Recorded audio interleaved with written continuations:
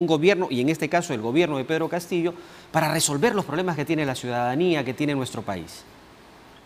Bueno, de hecho es síntoma, ¿no? Es muestra de la inestabilidad que estamos viviendo, no es nuevo, es algo que ya hemos venido arrastrando desde hace algunos años, creo que se ha profundizado un poco con este gobierno, pero tampoco creo que sea una excusa para justificar algunos de los problemas que vemos en el funcionamiento del Estado en los últimos meses, ¿no?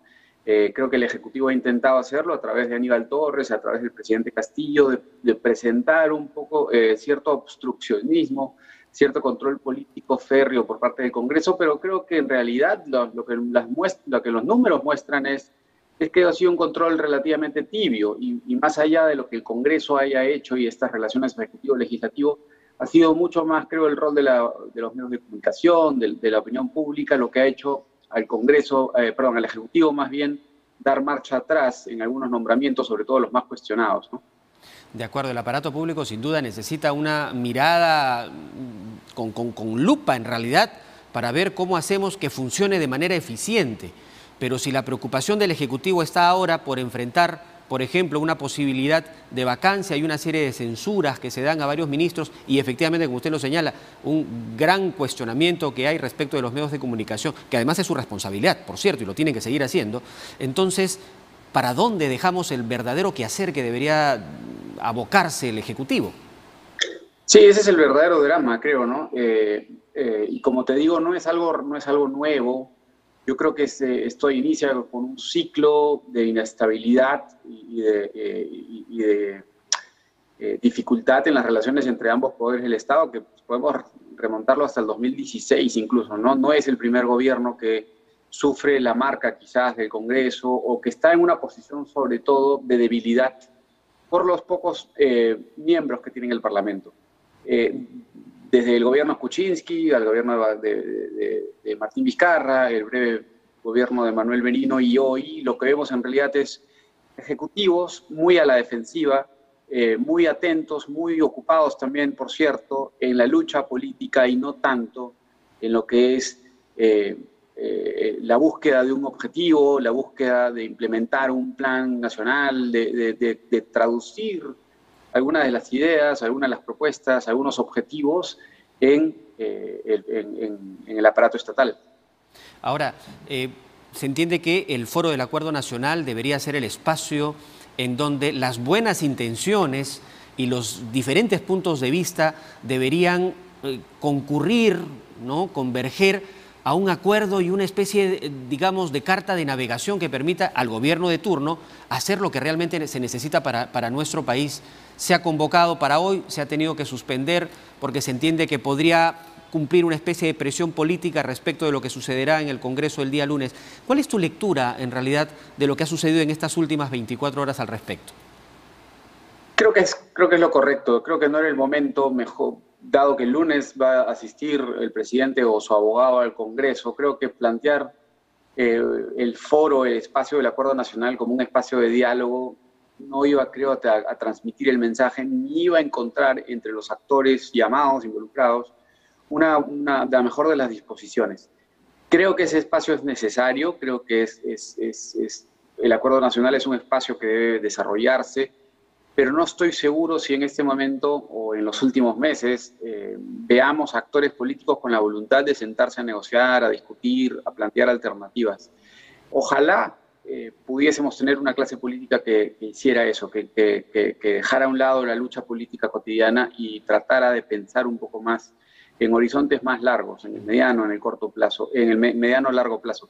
Pero lo que estamos viendo es la urgencia del corto plazo, lo que estamos viendo es precisamente eso, la posibilidad de tener un espacio como el Acuerdo Nacional, pero suspendido o supeditado a lo que vaya a pasar el lunes, ¿no? La prioridad en este momento es la vacancia o la presentación del Congreso, del presidente ante el Congreso, y posponemos, seguimos dejando de lado la posibilidad de encontrar un punto medio, ¿no? Un acuerdo, un consenso. Ahora, si el Congreso logra la vacancia presidencial, ¿cuál consideras que sería el escenario? ¿Mejoraría la condición en nuestro país o la situación se pondría más crítica? En el fondo no creo que haya una solución inmediata, ¿no? Sabemos que muchos de los problemas que estamos arrastrando son estructurales. Como te decía, no se originan en este gobierno, sí creo que se han profundizado en algunos aspectos en este gobierno, pero se remontan a hace varios años. Ha habido un cambio, creo, en la mentalidad, en la voluntad, en la disposición de la clase política, de muchos actores, y no necesariamente eso vaya a cambiar con la salida de Pedro Castillo y su eventual reemplazo por Dina Boluarte, o un final o una ruta que es inesperada, que es impredecible en este momento. Es difícil de predecir qué podría pasar. En el corto plazo quizás podría haber una recomposición, pero creo que lo que sí es verdad que arrastramos es graves problemas que trascienden a la coyuntura actual. Ahora, estamos hablando de un Congreso que prácticamente está identificado por la ciudadanía, por la mayoría de peruanos, por una gran mayoría de peruanos, como una institución que en vez de tener la solidez y contribuir a través del proceso legislativo y la fiscalización adecuada hacia el Ejecutivo, de contribuir al desarrollo del país, pareciera que la ciudadanía, por el contrario, tiene un rechazo frente al rol que cumple el Congreso, al menos con lo que viene haciendo en los últimos meses. No solamente este Congreso, sino incluso los congresos anteriores. ¿Hasta qué punto eso puede contribuir, o más acciones como las que se están presentando y vamos a tener que ver el día lunes, van a contribuir a dar lugar a una mejor gobernabilidad en el país? ¿Podría esto ocasionar más bien una crisis de confrontación social que escape de las manos? Es una posibilidad, todo es posible en este país, lamentablemente. Creo que lo que sugieres es que pueda pasar algo como lo que pasó ya en noviembre, ¿no?, del 2020, en el que una decisión del Congreso terminó provocando de alguna manera una respuesta por parte de la sociedad. Es cierto que el Congreso es tradicionalmente uno de los poderes del Estado más impopulares, eso pasa acá y pasa en Estados Unidos y pasa en todo el mundo, que el Congreso es naturalmente impopular ante la opinión pública. Y es verdad que este Congreso además está haciendo méritos adicionales, creo, por ganarse la impopularidad o por lo menos no tener el apoyo de la ciudadanía. Creo que tiene que ver también con este comportamiento algo irregular que vemos, que bien señalas, hay funciones que el Congreso no termina de realizar. Es muy curioso ver cómo estamos a puertas de discutir una moción de vacancia del día de lunes y las herramientas de control político casi no han sido utilizadas. En todo este periodo, todos los cuestionamientos que veo han censurado solamente a un ministro y han interpelado a unos cuantos.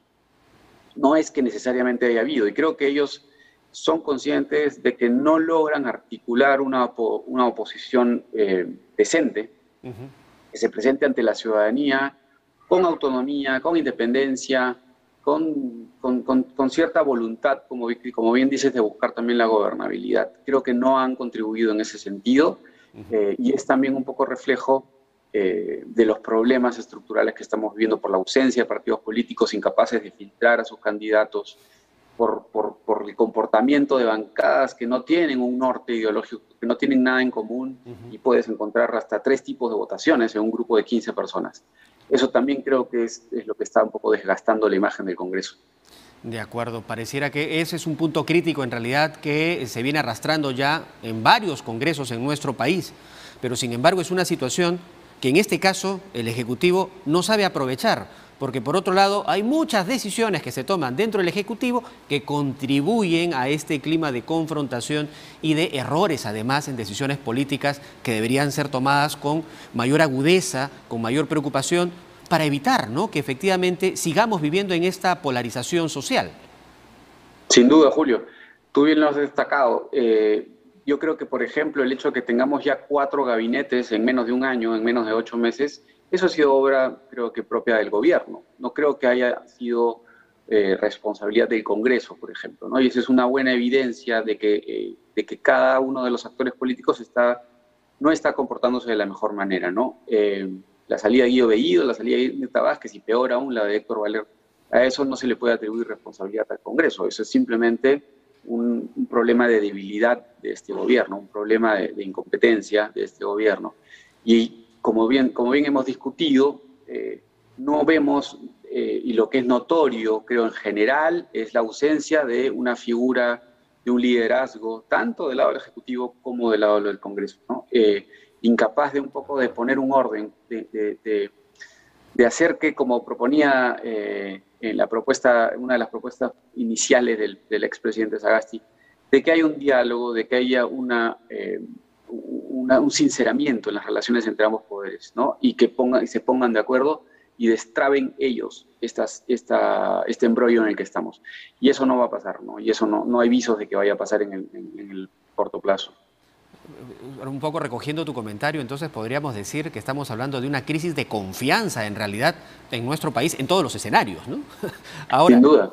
te quiero hacer una pregunta ya para terminar esta conversación, probablemente sea muy difícil de responder. Sin embargo, aprovechando tu condición de politólogo, quisiera pedirte, ¿qué recomendarías a los políticos, tanto del Ejecutivo como del Legislativo, que deberían de hacer para de una vez por todas voltear la página y ponernos a trabajar para resolver los problemas de fondo del país? ¿Qué recomendación les darías?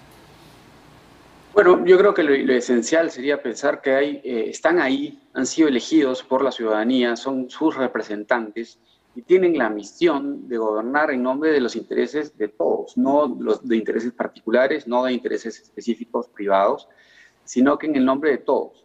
En nombre de eso, lo que deberían hacer es intentar llegar a un acuerdo, dejar a un lado sus discrepancias, idealmente, no es que vaya a ser el caso, pero pensar que hay un horizonte que va más allá de lo que sus posiciones les demandan en este momento.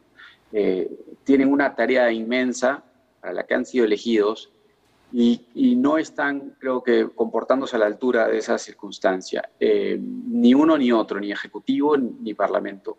Es muy difícil pensar que esto pueda ser posible, es lo ideal pensar que puede haber cierto, ya a estas alturas, sinceramiento, como decía, o cierta reflexión sobre ello, porque hay un grave riesgo de que estos problemas que sufrimos terminen siendo desbordados, se salgan de los canales políticos y ahí sí no encontremos una salida que podamos reencauzar, ¿no? Que esto se trascienda estas esferas, estas vías que hemos diseñado institucionales para canalizar el conflicto, para institucionalizar el conflicto y que termine siendo desbordado. Y ahí hay una gran responsabilidad por parte de la clase política. De acuerdo, totalmente de acuerdo con lo que comentas, Omar. Muchas gracias por atender nuestro llamado, por conversar con nosotros esta mañana. Un gusto, Julio. Muy bien, Omar Aguapara, politólogo, ha estado conversando con nosotros y dando un poco